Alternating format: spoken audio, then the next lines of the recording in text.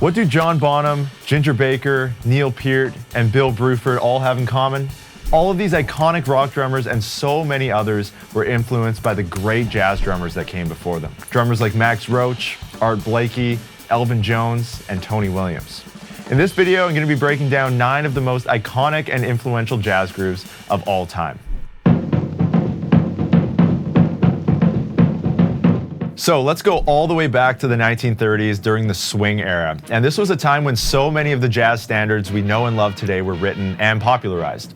Benny Goodman's Sing Sing Sing was a game changer, especially for drummers. It had free-form solos from multiple band members and a legendary drum groove from the one and only Gene Krupa.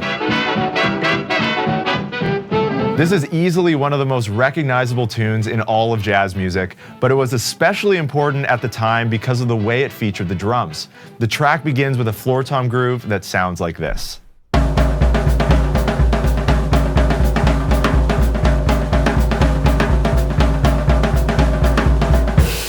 Jumping ahead to 1956, here we're looking at the song St. Thomas, recorded by Sonny Rollins with Max Roach on drums. Max was an innovator of bebop drumming and was known for starting to play time on the ride cymbal opposed to the bass drum, like drummers had done in the 30s and 40s. This opened up the rest of the kit for comping, more melodic playing, and this undoubtedly influenced the drummers who came after him. Now, in the intro of St. Thomas, Max Roach plays a slightly swung calypso groove with the snare wires turned off. The groove sounds like this.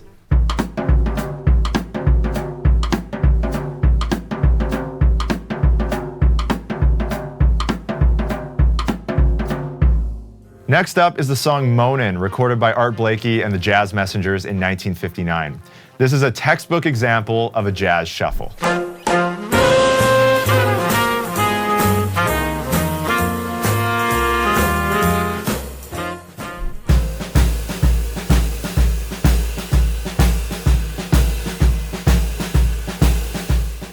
Now, Blakey does improvise around this groove framework as well. You can see him in this live version where he chooses to leave out the ghost note directly after the backbeat.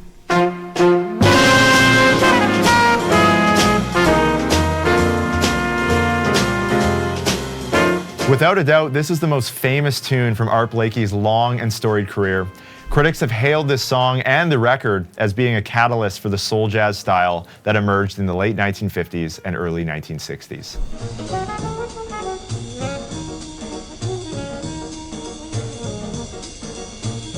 So first of all, 1959 was a pivotal year in jazz. We saw Kind of Blue by Miles Davis, The Shape of Jazz to Come by Ornette Coleman, Mingus by Charles Mingus, and Time Out by the Dave Brubeck Quartet. But here we're looking at Time Out, which became the first instrumental jazz album to ever sell more than 1 million copies. And Take 5, the most famous song on that album, went on to become the best-selling jazz single of all time. This is what Joe Morello plays at the very beginning of the tune in 5/4.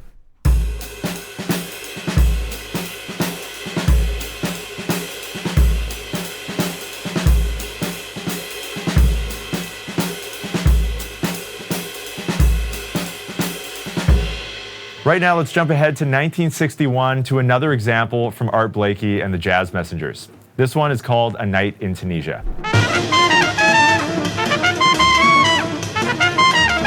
So this is one of my all-time favorite drum grooves where Blakey is playing one of his classic Latin-inspired patterns. He's playing a Mozambique bell pattern on the ride cymbal with his right hand, while his left hand is moving on the toms, playing double strokes. And this is something he did quite often when playing these types of grooves, and let me play it for you right now.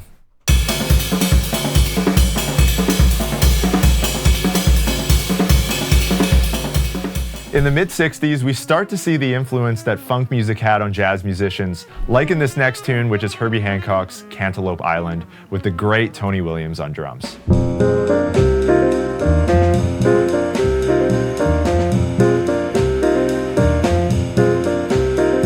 So throughout this tune, you're going to hear Tony Williams playing a straight 8th note groove on the ride cymbal. He improvises a lot within this type of feel, but this is the groove that you hear right at the beginning of the tune.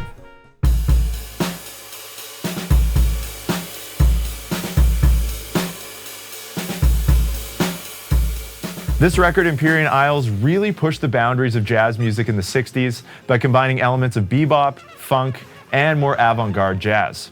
And Tony Williams' performance on Cantaloupe Island is one that drummers are still talking about nearly 60 years later.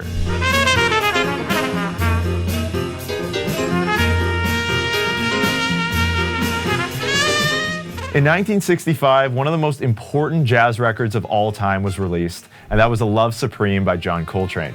This record completely changed the jazz world and features the great Elvin Jones on drums.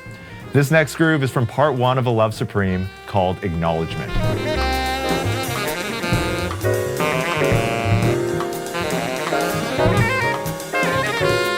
So I remember hearing this one for the first time years ago and thinking to myself, what is that?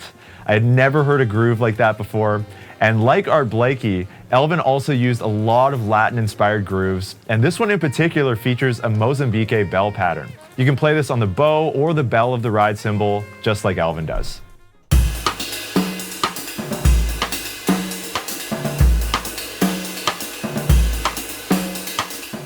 We could talk about Elvin's drumming on A Love Supreme for hours, but just know that this record is full of incredible drumming, and there's a reason why it's become one of the most influential and important jazz records in history.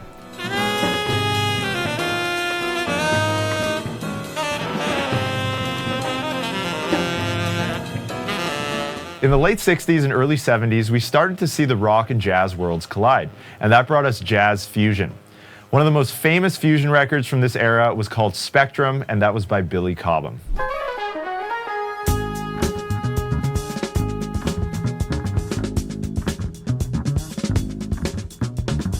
The title track from the album Spectrum features the great Billy Cobham weaving his way through intricate hi-hat grooves and explosive drum fills in 7/8 time. Now, Billy's an open-handed player, so he would have played this groove with the left hand on the hi-hats, but I'm going to demo it for you right now, right-handed.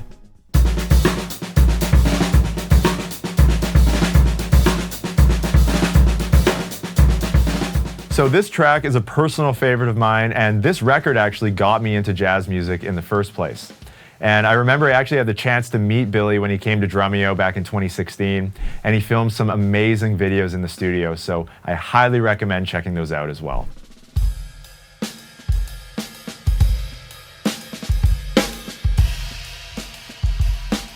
And lastly, we'll end with Herbie Hancock's Actual Proof, featuring the great Mike Clark on drums.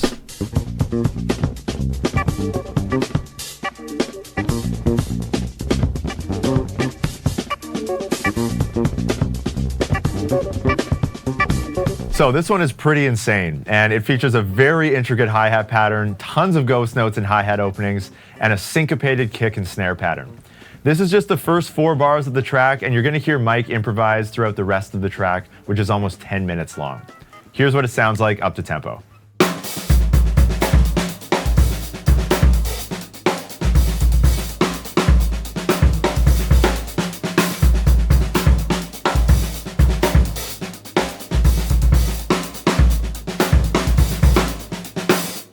All right, so those are 9 of the most iconic jazz grooves in history. Hopefully you enjoyed learning about some of these legendary jazz drummers and the parts that they created. Now, if you had a favorite groove that we went over, leave a comment below and let me know. I'd love to hear from you. And if you want to learn more about jazz drumming but really don't know where to start, don't worry, we've got you covered. We have tons of full courses from jazz greats like Peter Erskine and Steve Smith inside of Drumeo. We have in-depth lessons on how to develop your swing playing, comping, and soloing, and tons of note-for-note transcriptions of your favorite jazz tunes. And with that, thank you so much for watching, and I'll see you all in the next video. Cheers.